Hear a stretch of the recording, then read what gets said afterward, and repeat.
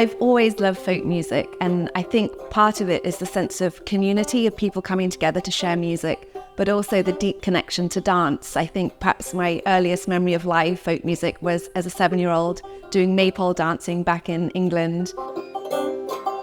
I'm also drawn to folk instruments, so during the pandemic I took banjo lessons and Irish fiddle lessons. It was really wonderful to have a bit of time to breathe and to take up these new hobbies and to meet a whole new community of people. And I think that's something that's very special about folk music, is a real sense of community, of people coming together with a common language and enjoying playing a tune, perhaps enjoying a beer, or listening to it in a concert situation. You can hear it both in a more relaxed and a more formal environment.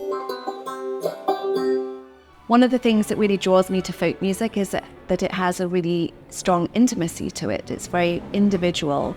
So the challenge is, how do you transfer that to the orchestra, which is a massive sound world?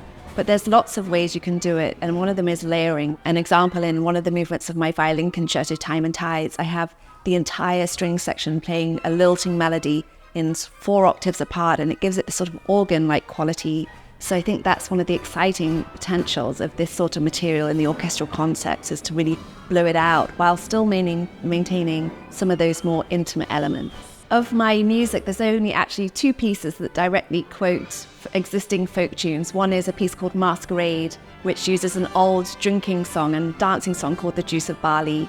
And the second is a violin concerto, Time and Tides, that I wrote for the musician Pekka Kuusisto, who's both a classical musician and a folk musician. So for that piece, I used 4 different folk tunes from around the world.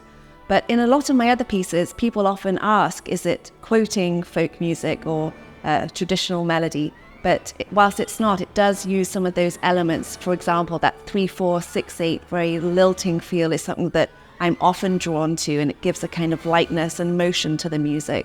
So whilst I'm not always directly quoting folk tunes, I definitely draw inspiration from folk music.